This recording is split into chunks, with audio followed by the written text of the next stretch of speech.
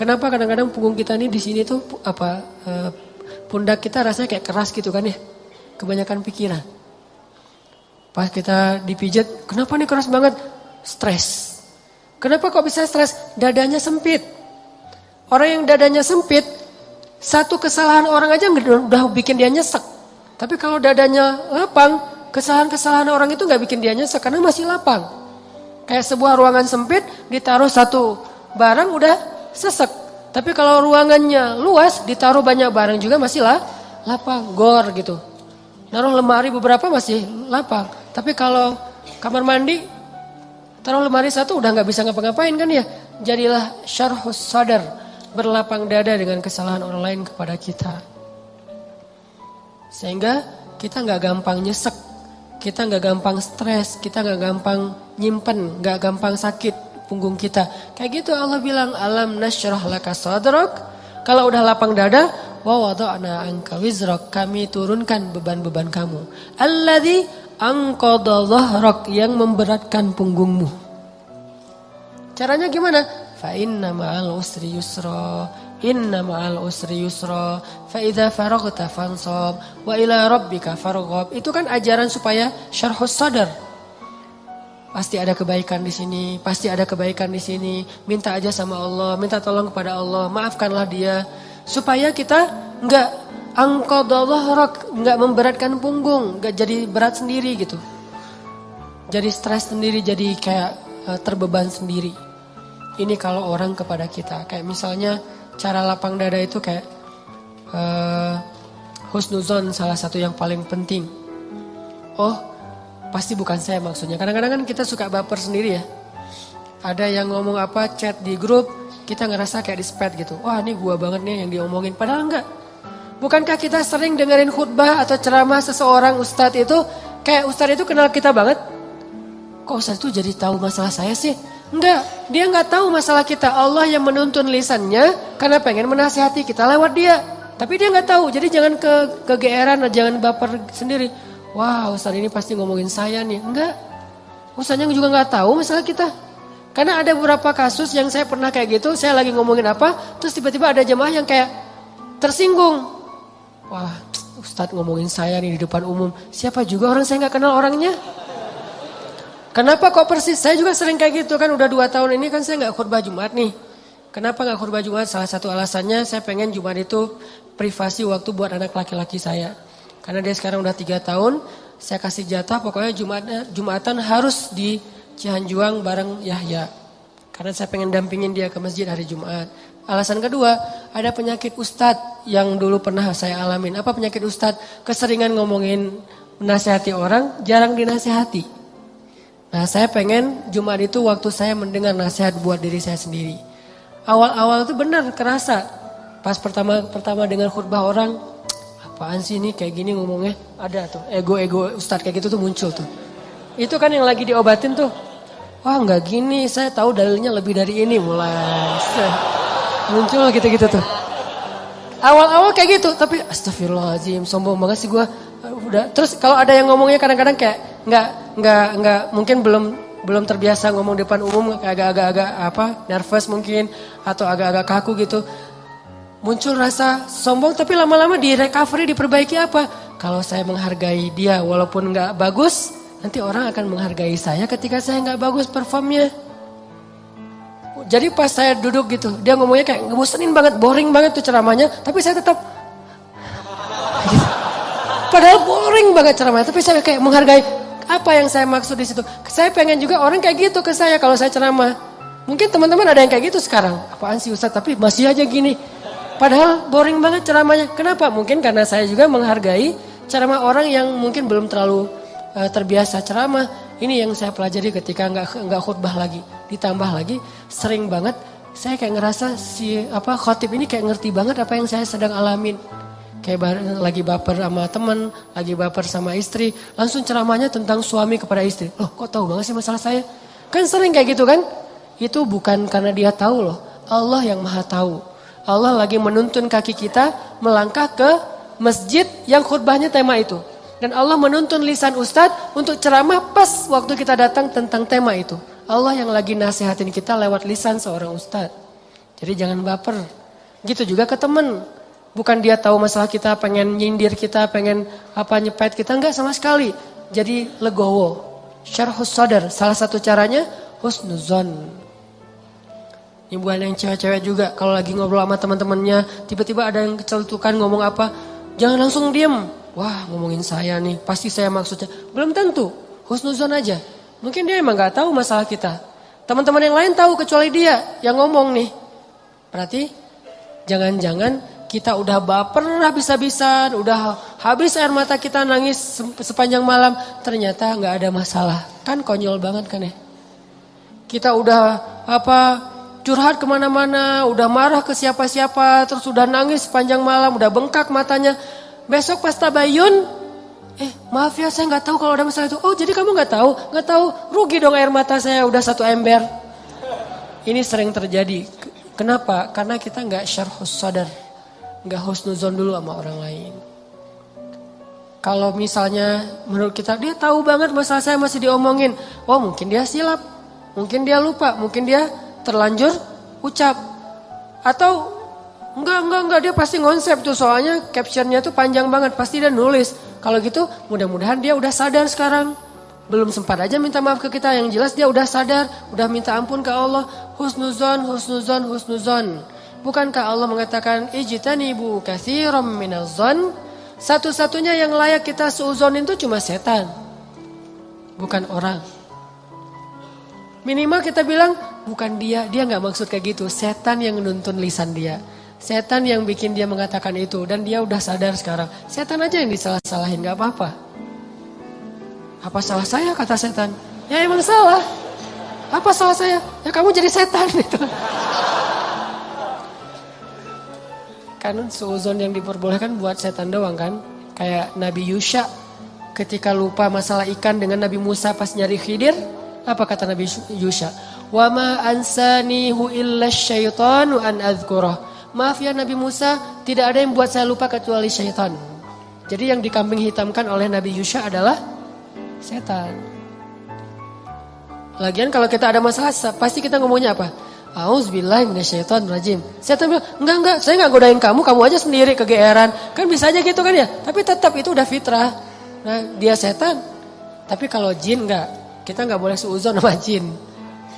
Ada penampakan apa nih kayaknya mau ganggu saya sholat tahajud nih. Enggak, dia cuma lewat doang gitu. Tapi kalau setan benar, nggak khusyuk pasti setan. Nggak bisa move on pasti setan. Wujudnya manusia. Kan setan itu minal jinnati wan nas ya, dari jin dan manusia tuh. Enggak. Bercanda, astagfirullahaladzim. Nah, nanti saya di-report, di-ban lagi akun saya. Sama mantan-mantan. Banyak gening. Oke. Dari orang ke kita, syarhus sadar. Secara syarhus sadar, lapang dada gimana? Husnuzon. Dan ini nggak bisa sekaligus, teman-teman saya juga masih belajar husnuzon. Oh mungkin.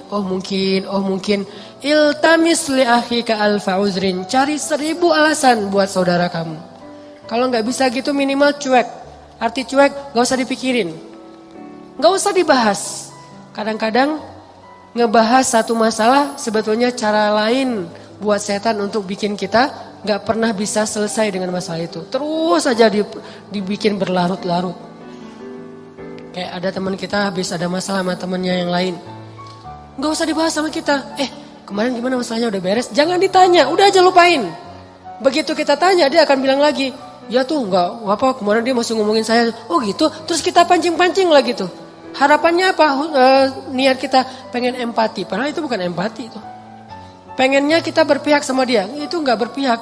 Tahu enggak apa arti namimah atau mengadu domba? Kata Nabi, la yadkhulul jannah an-nammam. Enggak akan masuk surga orang yang suka mengadu domba. Enggak akan masuk surga. Nah, adu domba itu ada 2, teman-teman. Ada adu domba orang yang memang jahat, ada adu dombanya orang soleh. Orang soleh juga bisa mengadu domba. Gimana caranya? Kalau orang yang gak soleh mengadu domba, dia sengaja membuat fitnah di antara 2 orang sehingga mereka jadi baperan, jadi putus silaturahim. Ini gak soleh.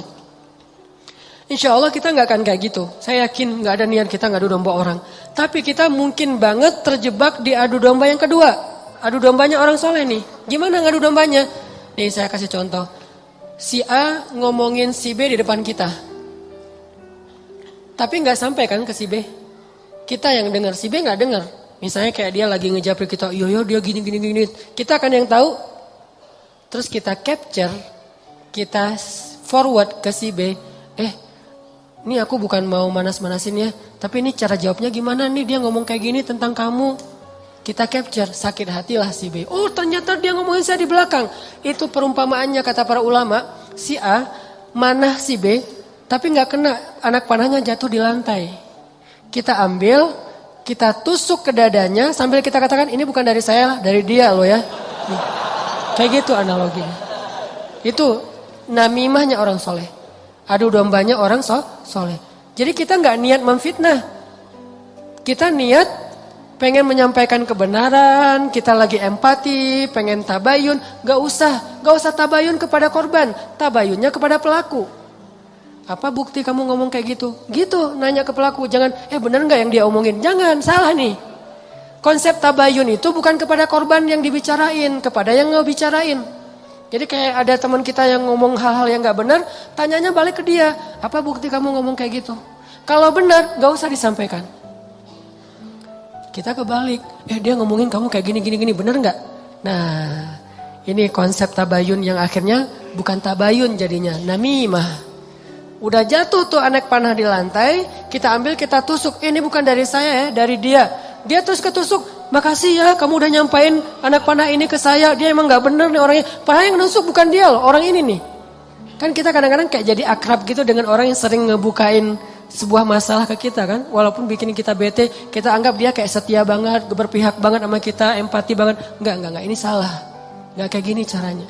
Harusnya kita bilang, kalau kamu tahu itu gak nyaman buat saya, jangan disampaikan. Gitu harusnya. Tapi dia ngomongin kamu, biarin aja dia ngomongin. Yang penting kan saya gak dengar, sehingga saya gak sakit hati ke dia. Mudah-mudahan Allah maafin dia, kan selesai.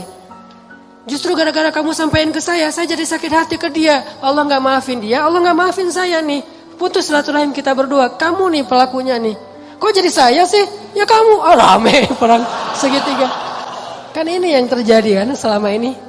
Ini lebih realistis menurut saya daripada namimah yang memang niatnya jelek buat saya sih. Saya husnuzon sama kita semuanya. Gak ada lah niat kita jelek pengen memfitnah orang, gak. Tapi seringnya kita terjebak tanpa kita sadari. Justru karena kejujuran kita, karena keakraban kita dengan teman kita. Jadi kita ngebuka hal-hal yang dia gak perlu dengar. Itu sering banget kayak gitu. Saya juga kadang kayak gitu. Misalnya ada yang bicara apa tentang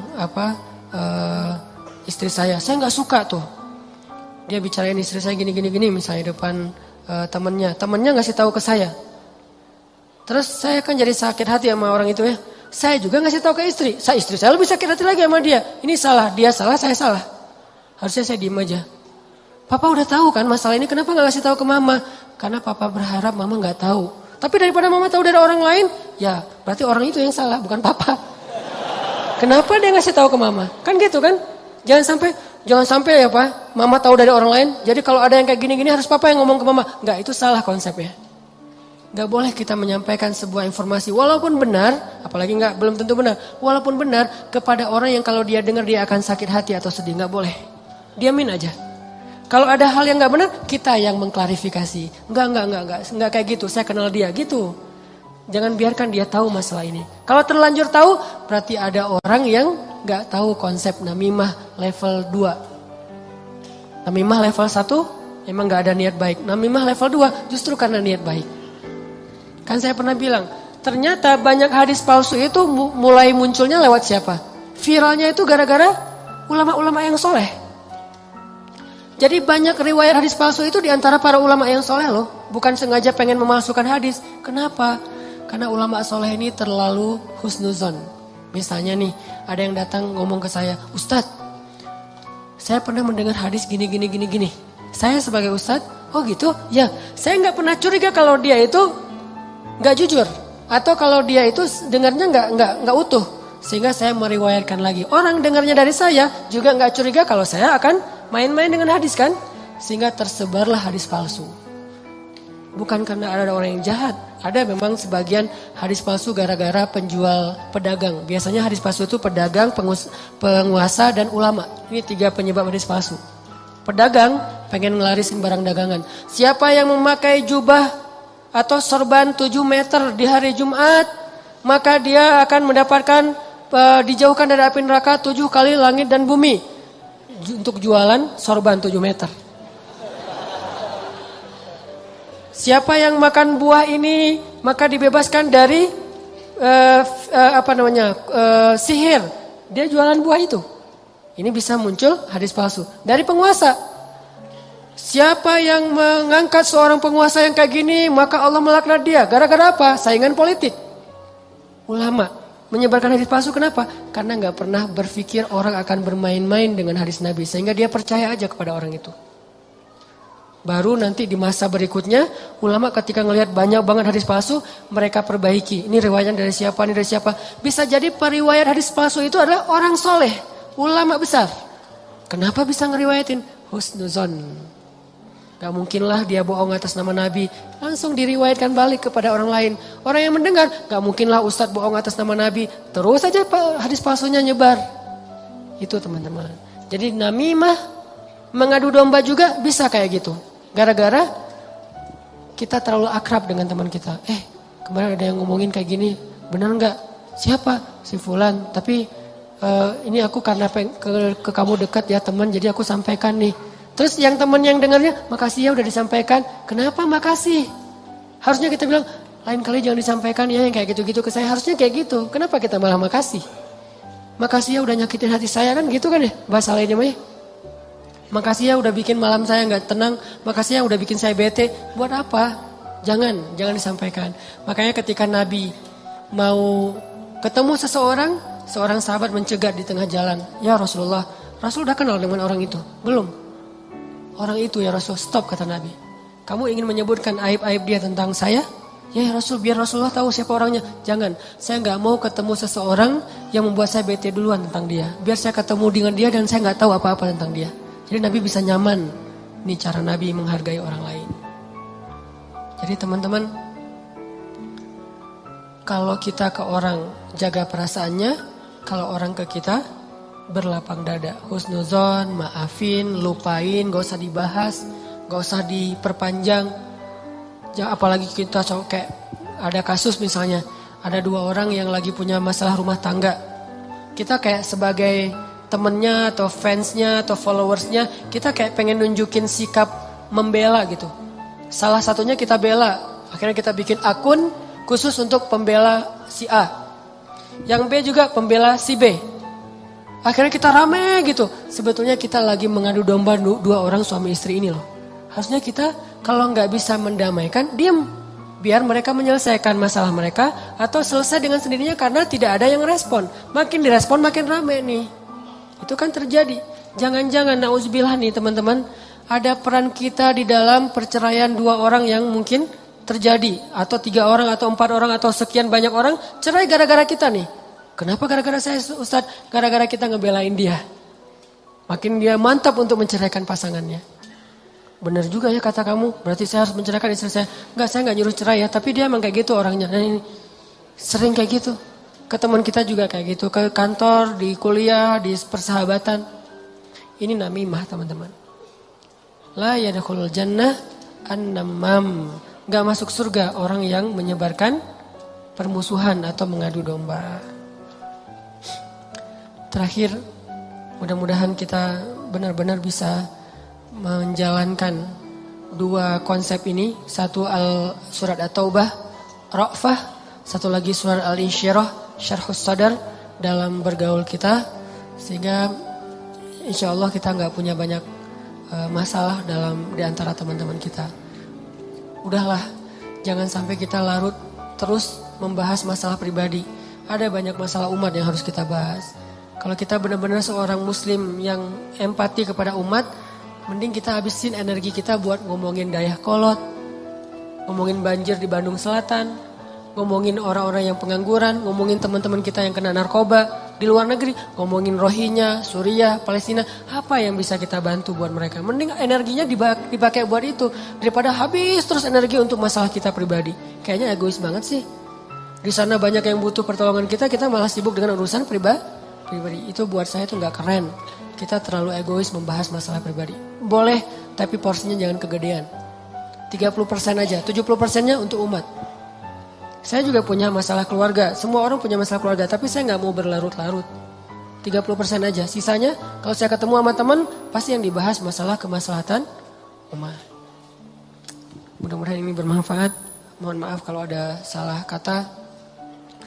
Dan semoga Allah memberi ilham dan taufik dalam hati kita. Untuk menjalankan apa yang sudah kita dengar. Bukan hanya jadi wawasan. Bukan hanya jadi teori. Bukan hanya jadi sekedar wacana, tapi memperbaiki perilaku dan akhlak kita.